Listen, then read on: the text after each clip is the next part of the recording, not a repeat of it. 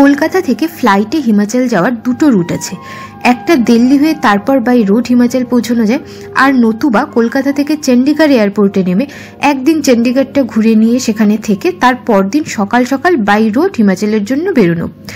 আমি চণ্ডীগড়টাই বেশি প্রেফার করি, কারণ এক তো চণ্ডীগড় আমার খুব পছন্দের একটা শহর, আর চণ্ডীগড় থেকে এখন মানালি পৌঁছতে প্রায় 5.5 থেকে 6 ঘন্টা মতো সময় লাগে।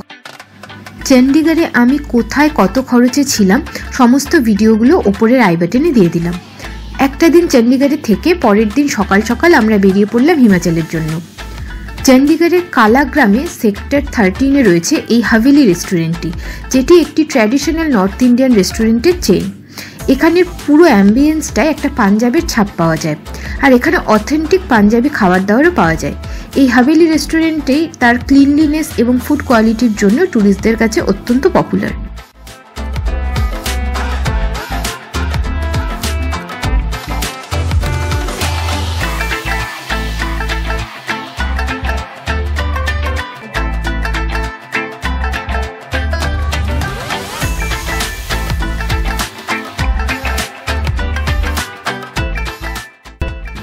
এখানে যতবারই এসেছি খাওয়া দাওয়ার কোয়ালিটি নিয়ে কখনোই কম্প্রোমাইজ হয়নি।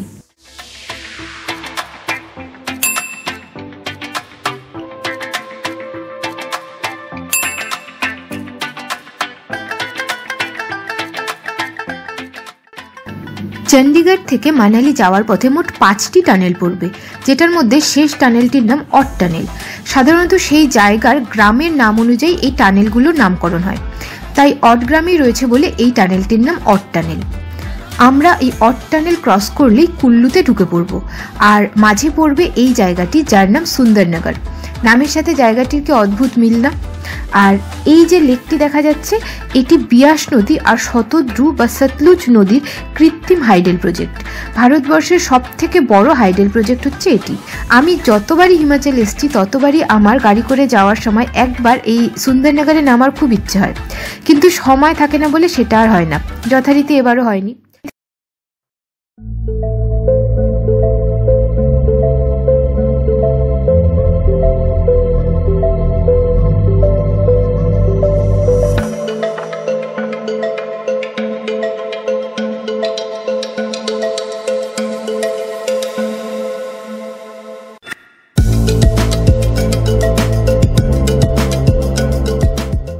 আমরা এসছি আর আজকেই স্নোফল শুরু হয়ে গেছে।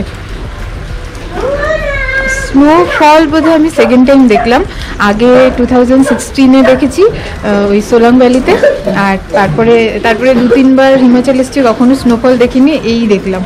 আর ফেব্রুয়ারি মাস মানে জানুয়ারি ফেব্রুয়ারি এই সময়টাই স্নোফল মেনলি হয়, তবে এবার অনেক কম হয়েছে আগের বারের তুলনায়। কিন্তু আজকে আমরা পৌঁছেছি, আজকেই দেখতে পারবো ভাবিনি। হোমস্টেতে পৌঁছেই যে এই দৃশ্যটা দেখবো সেটা কিন্তু ভাবতে পারিনি।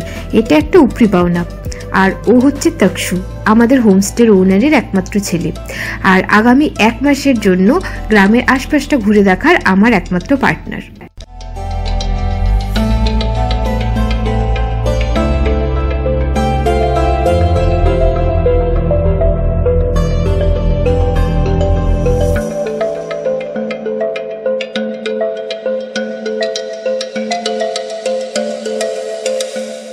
এবারের আমার জার্নিটা মানে হিমাচলের প্রথম থেকে একটু মানে গন্ডগোলের হচ্ছিল শরীরের দিক দিয়ে, মানে শারীরিক দিক দিয়ে একটু খারাপ ছিল আমার, মানে পুরো জার্নিটা আমার মনে হচ্ছিল কখন রাস্তাটা শেষ হবে, যেহেতু শরীরটা খারাপ ছিল।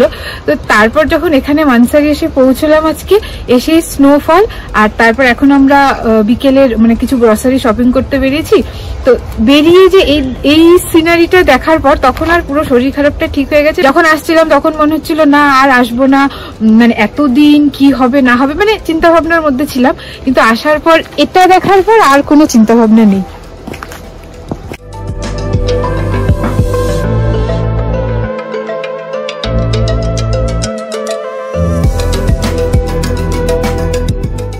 শুয়ে পড়েছিলাম, এখন 11:30 মতো বাজে। তো চেক করে দেখলাম মোবাইলে যে স্নোফল হচ্ছে বাইরে, মানালিতে হচ্ছে, মানে এখানেও হচ্ছে। তো অনেকক্ষণ ধরে হচ্ছে, জানি না এখন হয়তো বন্ধ হয়ে গেছে, জানি না কি দেখবো।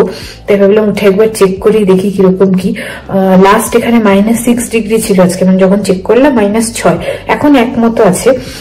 ঠান্ডাটা ভালোই, তবে ঘরে হিটার চলছে বলে অতটা বোঝা যাচ্ছে না। তখন বাইরে গিয়ে দেখি যে কি দৃশ্য দেখতে পাই।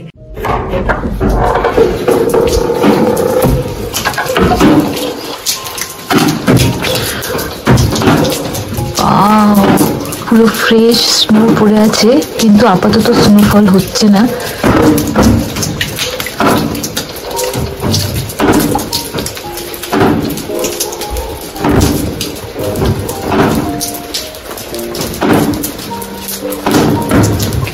এখন বৃষ্টি হচ্ছে, কিন্তু এই যে একদম ফ্রেশ স্নো পড়ে আছে।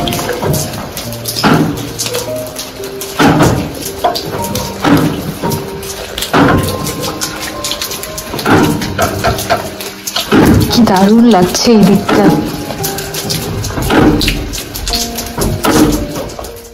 এখানে সকালের দৃশ্য, বরফ পুরো ঢাকা ছিল, এখন অল্প অল্প আছে, রোদে গলে গেছে, উপরে এখনো অনেকটা বরফ আছে।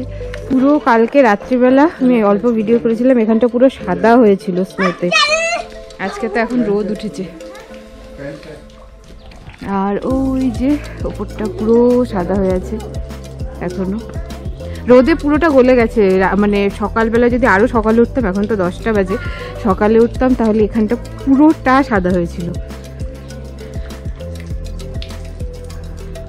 আজকে তাকসুর জন্মদিন, তো সেজন্য এখানের ভাবি যে আমাদের সিড্ডু দিয়ে গেল, এখানকার ফেমাস সিড্ডু, তা আবার হোমমেড।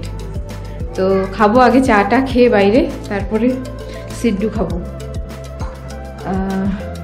আমি শিলিগুড়ি থেকে চা পাতা নিয়ে এসেছি।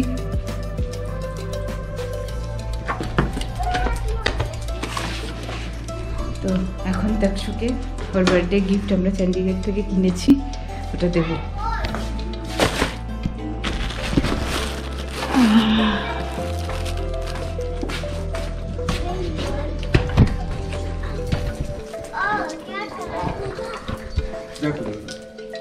তাকসু हैप्पी बर्थडे। ये तुम्हारे लिए क्या है? देखो केक? हाँ केक है।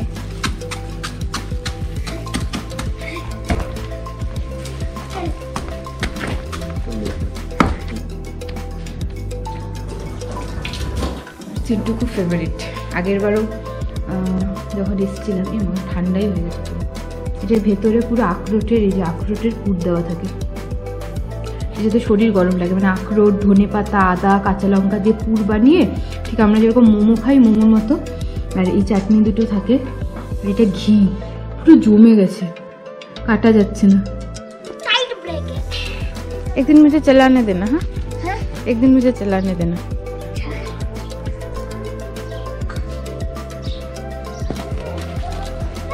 एक मिनट आप पकड़ के ना किसी दो। एक मिनट रुको, पहले इसका थोड़ा सा गोला बना लेते हैं। खाने को? नहीं नहीं ऐसे क्यों अच्छा लगता है।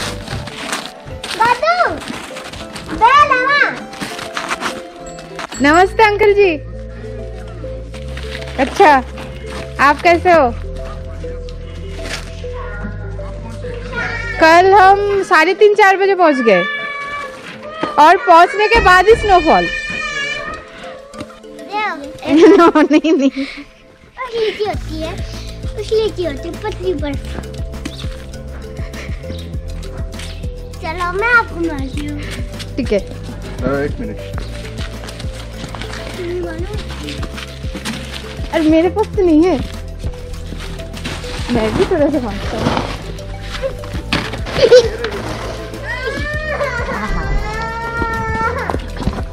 नहीं नहीं, कुछ नहीं है, कुछ नहीं है।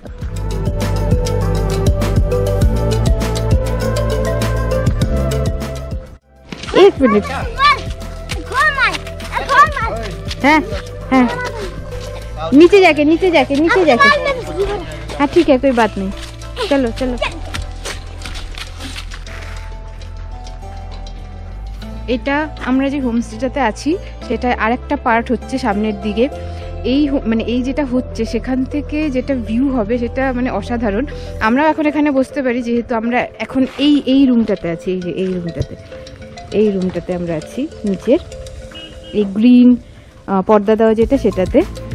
আর তো এটা নতুন হচ্ছে, এখান থেকে ভিউটা যে কি মারাত্মক।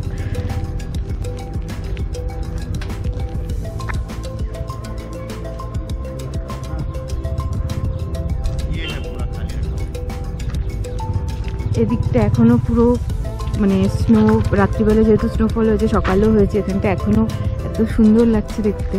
তাও অনেকটা গলে গেছে রোদের জন্য। তো এই জায়গাটা থেকে খুব দারুণ ভিউ। আপেল গাছগুলোর কি অবস্থা, আগের বার যখন আমরা এসেছিলাম তখন পুরো মানে সবুজ হয়েছিল আপেল গাছগুলো, পাতা ছিল। শীতকালে গাছগুলোর কি অবস্থা।